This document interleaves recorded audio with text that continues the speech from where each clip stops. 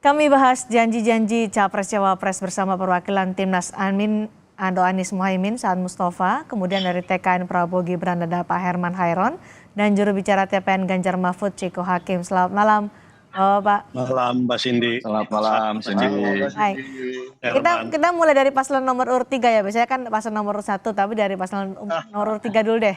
Karena kemarin Ganjar menyindir ada 400 triliun hanya untuk makan siang, itu di sini adalah program dari Prabowo Gibran. Bahkan Ganjar menyebut masih banyak daerah yang minim vaskes dibandingkan untuk memberikan makan siang. Apakah itu maksud dari Ganjar Pranowo nih, Mas Ciko? Salah satunya itu saya rasa soal 450 triliun tadi disampaikan oleh Pak Hasim untuk tambahan di APBN tahun nanti ketika apabila Pak Prabowo terpilih, itu bukan hal yang kecil. Dan tadi juga disampaikan walaupun tidak disampaikan dari mana uangnya, tapi dia bilang akan ada dana baru, tapi dana baru itu tidak disampaikan. Jadi kita melihat ini tidak realistis. Dan tentunya kami melihat ada kemungkinan ya pastinya akan mengambil dari dana bansos yang sudah sekian triliun, dan saya rasa nanti juga menjadi masalah baru lagi. Soal makan gratis ini kan sebenarnya kita jujur-jujur aja, tidak bisa seragam di seluruh Indonesia. Makanan apa yang cocok buat saudara-saudara kita di Sabang sampai Merauke, karena ingin makan bahan pokok yang berbeda, bahan dasar makanan dasar yang berbeda. Jadi kita juga harus paham soal itu. Selain itu juga kita melihat selama ini yang sudah dibagikan oleh TKN Prabowo Gibran misalnya, membagikan susu UHT manis. Itu kan juga sebenarnya bukan bukan yang disarankan untuk mencegah stunting, lebih baik telur bahkan. Nah, ini hal-hal yang nanti juga menjadi masalah, apalagi juga nanti soal higienis, ya kan, di Indonesia ini bagaimana menjaminnya. Itu tadi. Nah, kalau kita bicara soal kebutuhan-kebutuhan rakyat yang lain, seperti ada 171 kecamatan di seluruh Indonesia yang masih belum punya puskesmas, artinya belum ada nakes yang berkualitas dan kompeten di 171 kecamatan. Nah, itu menjadi urgensi bagi kita. Nah, itu anggarannya berapa untuk vaskes, satu desa satu vaskes? Sudah sampai 30 triliun setelah dihitung.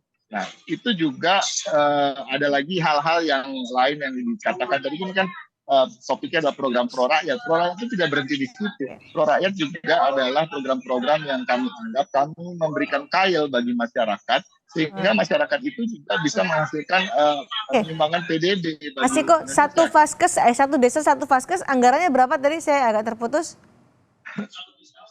Keseluruhannya dihitung kalau tidak salah tidak sampai 30 triliun. Dananya dari mana kalau rencana dari atau program dari Ganjar Mahfud? 30 triliun itu hal yang kecil untuk dicari di dalam APBN ya. Misalnya kita bisa bicara soal jadi ini semua berkaitan dengan program-program secara keseluruhan visi misi dari Pak Ganjar Mahfud. Salah satunya adalah pemberantasan korupsi, penghematan, penghilangan pemborosan. Penghilangan pemborosan, bayangkan ada 270 triliun yang dikorupsi dari APBN setiap tahunnya. Nah, ini itu dari situ aja kita bisa ambil dari sana.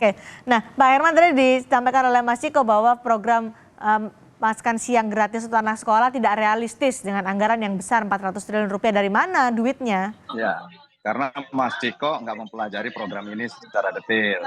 Kalau melihat dari luar ya memang mungkin akan sangat mudah untuk mengkritisi program ini.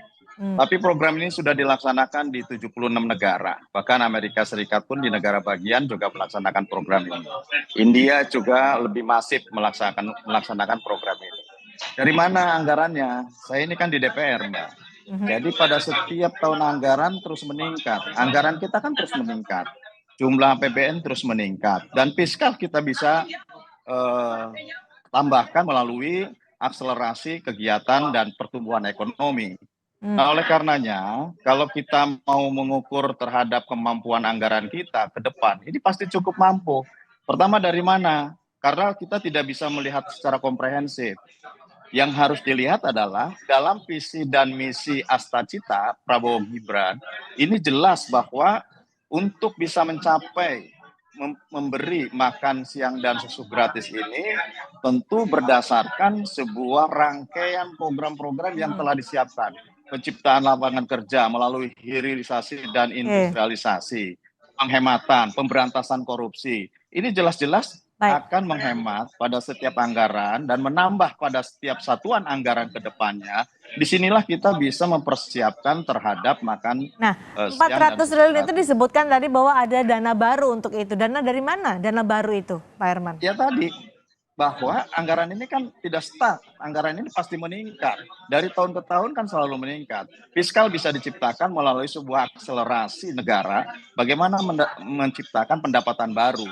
Dan ini sudah dihitung bahwa dari setiap hilirisasi, industrialisasi, dan peningkatan sumber daya yang kemudian melalui hilirisasi ini, ya tentu ini yang akan memperkuat terhadap postur di APBN. Nah, Dan Pak, saya katakan bahwa tadi kalau misalkan dari penghematan pada setiap satuan yang dikorupsi, ini juga akan memperkuat terhadap posisi itu. baik, kami sudah dapat poinnya. Nah, Kalau dana sebesar itu untuk satu hal makan lagi siang, yang bagaimana dengan program lain, saya kira pendidikan dan gini, satu hal kesehatan? lagi ya semuanya tentu sudah ada di dalam posturnya, ya. Postur untuk pendidikan, ya kita harus memenuhi 20% sesuai dengan konstitusi, itu jelas. Kemudian melanjutkan infrastruktur jelas. Tadi saya katakan bahwa pada setiap satuan tahun anggaran itu akan meningkat. Dan bahkan kalau kita melihat dari tingkat pertumbuhan yang ingin dicapai, kan pertumbuhan ekonomi kita ingin capai rata-rata di tingkat 7%. Dan dari kegiatan makan siang dan susu gratis ini akan berputar ekonomi yang akan tumbuh di UMKM, yang juga ini akan menjadi trigger terhadap pertumbuhan ekonomi.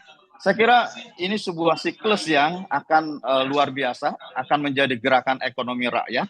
Selain tadi, makan siang dan susu gratis akan meningkatkan nutrisi, gizi untuk menuju Indonesia Emas 2045. Jadi ini komprehensif sekali. Kalau kita mau detail, tentu tidak cukup waktu di sini. Tetapi kalau mau kita berpikir apakah ini bisa dilaksanakan, kami pastikan bisa dilaksanakan, dan tentu secara gradual ini akan tercapai sebanyak 82,9 juta itu pada tahun 2029. Baik, Pak Herman, terima kasih, kami dapat poinnya. Kalau Kang Saan, untuk Caimin kan bilang menganggarkan 600 triliun rupiah untuk pendidikan. Untuk apa saja 600 triliun itu? Dan dananya kembali, selalu orang bertanya kalau memang uang sebesar itu digelontorkan, akan dari mana anggarannya?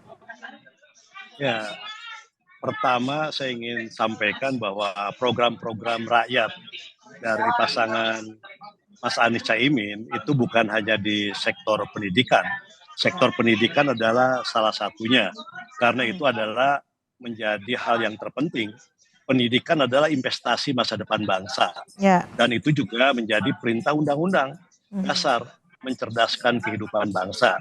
Dan kita memang sudah menjadi kesepakatan dan tertuang dalam undang-undang bahwa anggaran pendidikan kita 20% dari total APBN. Kalau dihitung sekarang rata-rata di angka 600 triliunan dalam 1 tahun, dan itu terdistribusi dalam berbagai hal. Nah, ada hal yang ingin kami tegaskan kenapa anggaran pendidikan ini harus kita tambah. Pertama adalah dari sisi disparitas, ya. Kita mengalami kesenjangan antara lulusan pendidikan SMP ke bawah, yang jumlah SMP, SD, bahkan yang putus sekolah, putus SD, putus SMP, itu jumlahnya besar sekali. Ada gap dengan mereka yang lulusan SMA ke atas. Nah, gap ini kan harus diatasi. Bagaimana cara mengatasinya? Tentu salah satunya adalah soal akses keadilan untuk mendapatkan pendidikan yang tinggi dan berkualitas bagi masyarakat kebanyakan yang hari ini hanya bisa menikmati pendidikan sampai level tertinggi SMP. Ini satu hal. Jadi maka kita ingin nanti yang namanya pendidikan itu negara harus menjamin warganya untuk mendapatkan pendidikan yang lebih tinggi dan baik. Caranya apa? Tadi wajib belajar 12 tahun. Sekarang kan wajib belajar baru 9 tahun. SD, SMP yang ditanggung negara. Nah, maka ke depan wajib belajar 12 tahun itu menjadi sebuah keharusan. Karena negara harus menjamin sampai ke tingkat SLA. Itu satu hal. Yang kedua soal kesejahteraan guru. Saya juga ingin menambahkan, Mas Cindi, selain Akan soal tapi singkat saja, nanti kita akan masih bertanya lagi kepada seluruh narasumber dengan adil. satu yang Terima kasih. pertama soal Bansos Plus ya. Ya. Ini penting untuk meluruskan, jangan sampai Bansos itu seakan-akan diklaim menjadi program pemerintah hari ini, program Pak Jokowi saja. Yang namanya Bansos Plus itu adalah perintah Undang-Undang Dasar 45 pasal 34. Itu satu hal. Yang kedua terkait dengan soal infrastruktur mikro. Infrastruktur mikro. Jabarkan lebih jelas lagi. Misalnya membangun infrastruktur bukan hanya yang besar, jalan tol dan sebagainya, tapi jalan-jalan kampung, puskesmas, fasilitas air bersih dan lain sebagainya. Oke, baik. Mas Ciko masih bersama kami ya? Masih. Oke, Mas Ciko, ada program dari Ganjar, satu desa, satu fasilitas kesehatan. Ada juga satu keluarga, satu sarjana. Bagaimana program dari Ganjar Mahfud, satu keluarga, satu sarjana ini bisa menandingi program pendidikan dari Amin tadi menganggarkan 600 triliun rupiah untuk kesejahteraan guru juga. Dan juga menandingi makan siang gratis yang diklaim oleh Pak Herman Khairon ini komprehensif. Sebenarnya ketika kita berbicara soal visi misi, saya yakin juga dari PKN maupun dari Timnas Amin, kita bukan soal saling menandingi satu sama lain, harus intip programnya dia seperti apa dan apa yang kita harus lakukan untuk menandinginya. Tapi kita mempunyai keyakinan masing-masing mana yang menjadi prioritas di masyarakat, tentunya dari penyerapan aspirasi kita ke bawah. Nah, kita ketika bicara soal satu sarjana untuk keluarga, minimal satu sarjana untuk keluarga miskin, tidak berhenti di situ juga. Kita juga ingin meningkatkan beasiswa pendidikan baik di dalam negeri maupun di luar negeri. Dan kita tahu bahwa sekarang di Indonesia ini LPDP hanya mengirimkan 5.000 mahasiswa ke luar negeri, padahal kita punya jumlah penduduk sekian ratus juta, hampir 300 juta, sementara Malaysia yang hanya 30 juta penduduknya bisa mengirim 10.000 mahasiswa ke luar negeri lewat beasiswa mereka. Nah, ini yang juga harus menjadi perhatian khusus. Tapi kan kalau kita hitung memang dananya tidak sebesar apa yang disebutkan sebagai ratusan triliun tadi. Nah, ini juga yang menjadi prioritas kami. Di luar itu prioritas kami. Ketika kita bicara digitalisasi ekonomi, di bidang ekonomi, ya kita bicara tentang tentunya UMKM. Meningkatkan apa yang menjadi cara mereka berjualan, berdagang, memudahkan mereka masuk ke dalam e-commerce, dan tentunya akan berimbas pada pemasukan pajak bagi negara dan lain-lain. Begitu juga kita bicara soal ekonomi biru, kita bicara soal peningkatan harkat dan kesejahteraan nelayan, kita memberikan mereka kail dan tanda kutip, ya kan, memberikan mereka bantuan-bantuan sehingga mereka juga dapat meningkatkan PDB bagi Indonesia. Oke, seperti terputus Mas Ciko, tapi tadi ada penjelasan yang sudah kami tangkap dan menjabarkan apa yang menjadi program maritim yang selama itu kita juga punya lapangan penciptaan, lapangan pekerjaan. Baik. 17 juta lapangan pekerjaan per tahun. Nah, itu juga yang akan menjadi. Baik, itu adalah program-program yang diklaim oleh masing-masing capres-cawapres pro rakyat, pro kesejahteraan rakyat, baik dari pendidikan dan juga kesehatan. Nanti masyarakat yang akan menilai. Terima kasih Kang Saan, terima kasih Pak Herman, terima kasih juga Mas Ciko sudah bergabung di Sapa Indonesia malam hari ini.